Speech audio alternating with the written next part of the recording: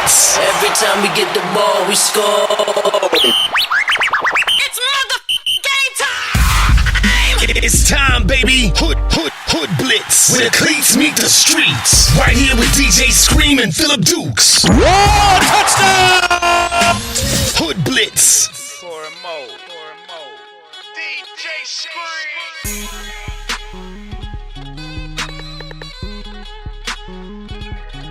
What's up, everybody? Welcome to another edition of the Hoodblitz. DJ Scream is right here. My dog, Phillip Dukes is here. Yeah. We got JD3 up in the building, man. And this is the final Hoodblitz for the year because I'm going to win. Hey, ho, ho, ho. Merry Christmas, man. Happy New Year. Now, I got to start the show off by saying to all the listeners and everybody, man, I'm very distraught. I told you about the Hoodrich Fantasy League where I was 11-2. Had players like Russell Wilson, Todd Gurley, Antonio Brown. Recently picked up Marquise Goodwin, Jimmy Graham, Rams defense, and I had everybody, and I lost. Hey, man. So, fantasy football is unpredictable.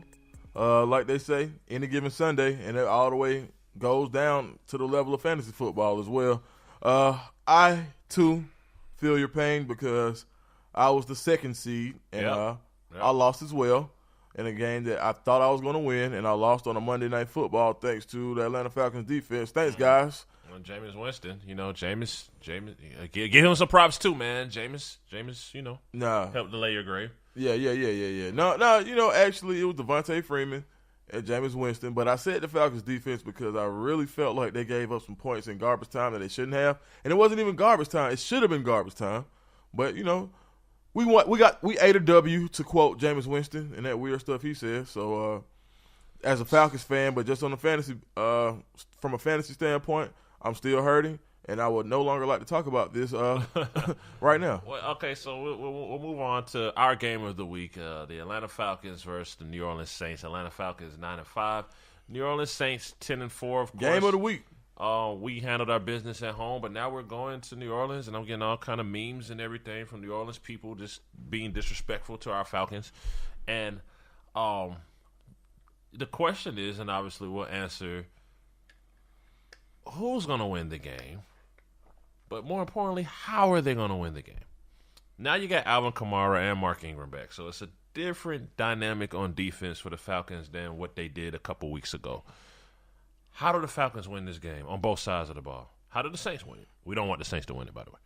I think the Falcons win this game defensively by using some of their speed that they have in the linebacker court to shadow Alvin Kamara. I think they got a taste of – they saw a little bit of what they wanted to do early.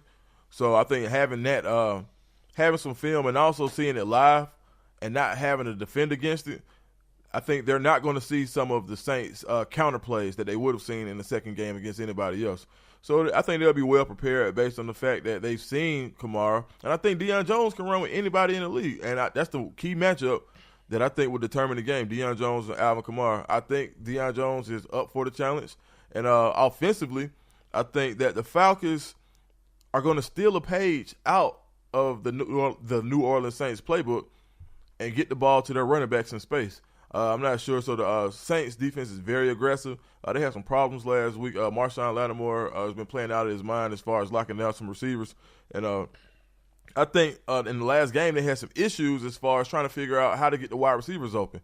So I think they're just going to cut that all the way off, and they're going to get the ball to Tevin Coleman, who will be back, and they're going to get the ball to Freeman, which the Saints haven't seen as much. And I think the Falcons are going to come out on top in the close victory. I agree with everything you're saying. My issue with this, and even watching it last week with the Buccaneers, Falcons versus the Buccaneers, is that the Atlanta Falcons' fourth quarter football is very subpar. And you know that generally the New Orleans Saints and the Atlanta Falcons games are decided within the last 2 to 3 minutes. Right. So what do the Falcons do to I don't know if the word is focus or to bring that tenacity in the last few minutes? Even fourth quarter, we don't want to get all the way back to the Super Bowl, but this whole season, we've done some very subpar things in the fourth quarter. The only games we won is when we were ahead enough to be ahead enough to keep the lead. And they could have lost last week. They could have. Not likely, but they almost could have lost. They did enough to win. They did enough to win, which is important. We love to win. We're right. not They did angry enough about to the win, and they're learning how to win.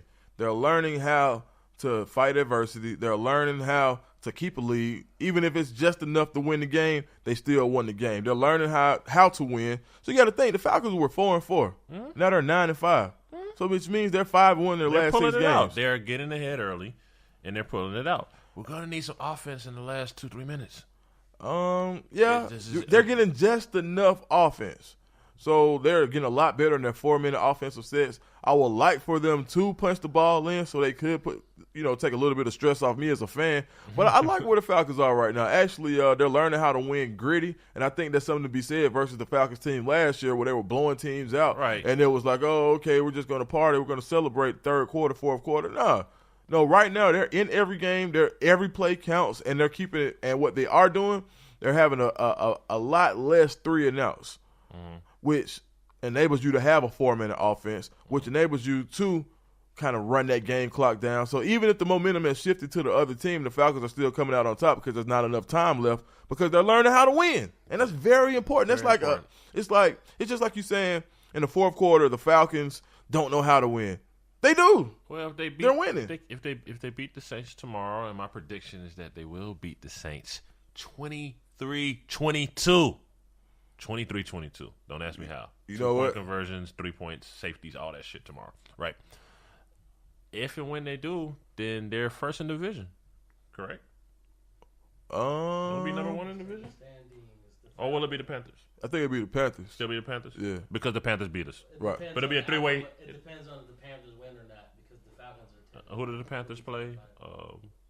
The Panthers only got 4 losses. The Panthers. Right now, So it depends on. That's what he said. Right. The Falcons. But win. what I'm saying is, even if they lose and the Falcons they're both 10-5, the Panthers have the tiebreaker right now. Yeah, because they beat us. Right. Yeah. Okay. Cool. So anyway, they have a chance to win the division, and the chances of them making it to the playoffs is even better. We're gonna win this game. The magic number for the Falcons right now is 2 games. That means any combination of a loss of one of the teams chasing them, which I think is the Cowboys, the Seahawks, and the other team, I forgot who it is, and the Falcons winning. Any combination of those 2 things, one Falcons win, or one of those people lose, or one of those teams lose 2 times, then either way the Falcons win. But we don't want to win. We don't want to walk into the playoffs watching the scoreboard. We're going to go out here. We're going to win these last 2 games. Going to handle our business. Going to get hot. Amen. And we had an earlier conversation where I think you said that I don't see anybody in the NFC that scares me, honestly. We shall see. Well, it's Christmas weekend, and dear NFL, this is what we get for Christmas weekend. Let me tell you what games we get. We get the Baltimore Ravens and the Indianapolis Colts. That's the first thing we get from Santa Claus. Was I a bad kid this year? That's what we get from Santa Claus. Is that coal in my stocking? I don't want to see that. Nobody's watching that at 4 o'clock. Right? Nobody. Baltimore Ravens want to blame their fans not coming to the game on kneeling down. Look, people are not coming to your game because you guys are not good. Bro, nobody want to see that shit, man. Okay. Oh, Joe Flacco to Danny Woodhead. I'm so entertained. We want Alex Collins for fantasy purposes and Ravens D for fantasy purposes. Other than that, we don't have any interest in the Baltimore Ravens. Bruh, nobody want to see that. Mike Wallace's random deep ball. Bruh, how are they going to say that, oh, we're sorry nobody's coming to the – hey, you know what? Because we nailed overseas, by the way. Right. In London. Man, you know what? And if I was a Baltimore Ravens player, I wouldn't give a shit if they came anyway, because if you don't want to come to the game because we took a stand for the injustice that's going on in a league that's damn near 90% black in the first place, then hell, I don't want you there no way. I'm not with the Ravens, and that made me really not like the Ravens. Even though they do have a black GM, I wouldn't give a shit. That was some hoe-ass shit, and basically I hope they lose. The Baltimore Ravens will beat Indianapolis later today. I don't know what the score will be. I don't care what it'll be. Baltimore Slavens. Jacoby Brissett. We'll talk about the future of some of these players after the season in a couple of weeks when we get back. But Baltimore wins that game. That's my prediction. Baltimore, I assume you as well. You think don't do it to yourself. Yeah. I'm like really beat. I will pass I will pass on this game based on my not religious, but my my stance on social injustice. I will give them that L, Joe. I'll take that win. Baltimore gonna win. And then tonight we get Minnesota and Green Bay, which was a good notion from the NFL Santa Claus. We expected this to be a great game. Aaron Rodgers comes back to save some people's fantasy seasons, to give some people their money worth for their tickets, takes a couple hits, goes on injured reserve. It's over for the Packers season, not going to the playoffs. Aaron Rodgers not going to the Super Bowl. It's contract time for Aaron Rodgers. Another big discussion. Mm-hmm. It's time to give Aaron Rodgers an extension.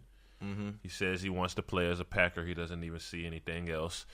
A reporter made the comment that, are you okay with not being the highest paid quarterback in the league, even though you might be the best or one of the best? Because Tom Brady does something similar in that he doesn't break the bank so that the Patriots could spread the money around and win Super Bowls. And Aaron Rodgers simply replied, yeah, but Tom Brady has Giselle. Genius. one time for A-Rod. One time for A-Rod. One time for A-Rod, bro. 2-income household. That's basically what he's saying. Show me Basically the saying, I money. want my money. Yeah, show me the money, bro. Like, no, man. Like even when he goes out, so for what he just did last week, they have a injured collarbone. Yeah. And to come back out there It's and amazing. really almost single-handedly will that team to a victory last week. Yeah. It's Rusty amazing. as hell. And still almost pulled it out. And I really 100% feel like they would have won that game if Geronimo Allison does not fumble that ball. Yeah, true indeed. Like, honestly, so, They pay needed, him. They needed to lose the game. Aaron Rodgers needs to heal, get 100%, get his money. Don't play yourself. Get your money. And come back next year. Fire Mike McCarthy. Come back next year. Rewind. Joe, you heard that? Hey, can we get that again? Did we hear fire Mike McCarthy? Fire him, man. Wow. Why you feel like that? They're considering letting go Bill O'Brien. We talked about this, right? In Houston, right? In Houston. Okay. They're considering being that he's had nothing to work with. There are coaches that could take Brett Hundley and make it to the playoffs. I'm not saying make it to the Super Bowl. Name one. Just put him on the Patriots. Put him with anybody. No. Put him on the Rams. No. In the place of Jared No. Goff. Not that same team. What same team? Man, the Packers sorry, bro. Jordan They Nelson? really, bro. Devontae Adams? Bro, no offensive line, bro. Like you saw that shit last week. I'll give you the offensive line. They got running backs. Brett Hundley went. Hold on. The Brett running backs Hundley have been went running. The through- running. Brett Hold on. Hundley Mike went 3-3. Mike McCarthy wanted run. I need running backs. You got your running backs, right? They all right. You got some solid running backs. I'm not They're saying they're okay. the best They're- running backs in the They're like league. 4th to 5th round picks, bro. Rookies. Like, they're all right. They're serviceable running backs. Okay, so we know that he's won a Super Bowl. Tell me of Mike McCarthy's Let me ask you this. other accomplishments. Let me ask you this. Name me his accomplishments. Is in the last Jor- few no. years. Let me ask you this. Name me Is Jordan? his accomplishments. Let me ask you this. Is Jordy Nelson better than Devontae Adams, or does Aaron Rodgers make Jordy Aaron Nelson Rodgers better? is like Peyton and Brady. He makes everybody on the team. You know what I'm saying? Like, we've seen what happens when you leave the Packers. You've seen what Okay. happens. Like, it's definitely an Aaron Rodgers situation. Okay. But even with Aaron Rodgers, they lost some key games earlier in the season. What I'm saying Yeah, they is lost to the Mike- Falcons. Mike McCarthy. No, hold on. Let's go back to your. McCarthy No. You just has switched a arguments. Super Bowl under his belt. We're talking about McCarthy. No. We're talking about McCarthy. No. What we We're gonna talking do about is fire Mike McCarthy. What we gonna do is go back and tackle this statement that you made that you felt like another coach could get to the playoffs with Todd Hundley. And Brett I'm telling Hundley is Brett his Hundley. name. I'm sorry, Could you Brett please Hundley. get his name right, I'm please? sorry. Brett Hundley. You know I'm an all around sports guy. So Deshaun Watson goes down. Brett Hundley's the backup instead of Tom Savage. They go to the playoffs. Yes. okay. Can I get Bill an amen, Belichick. Joe? Hold up. Can I get an amen from Joe? I don't agree with that. Oh, my gosh. Hold on, Joe. Come get on the mic and say that. Oh, bro. my Pull gosh, up a I'm seat, being man. du- Pull up a they're seat, doubling bro. on me. Yeah, man. We ain't. They're doing- doubling on me. We ain't going back and forth, man. Joe, Nobody likes Brett Hundley. You gotta get on the mic. You gotta Nobody get on the likes mic, Brett Joe. Hundley. Brett Hundley's okay. Brett Hundley's It's better just than Tom Savage. Can I He get an is. amen? Amen on that. Okay. But I don't think they go to playoffs. They might have been like 500, 7-9, but playoffs is a little ambitious, I think. But listen, man. Thank you, Joe. Listen. Screen. Hold on. Just listen to me right here. I just ordered No, a no. T-shirt. No, I'm just- on my phone. I just ordered a T-shirt. You know what it say? What's that? Fire Mike McCarthy. Okay, but real quick before we get off this subject, are you telling me that you felt like Bill Belichick can take that exact same Packers team with no Aaron Rodgers and go to the playoffs? Okay, so this is an Okay, or yes or Hold no? on. This is an organizational problem because me as a person that follows the Packers as well, Bill Belichick wouldn't sit with those players. He would go get a Phillip Dorsett. He would go get who's the loser guy, wide receiver they just picked up?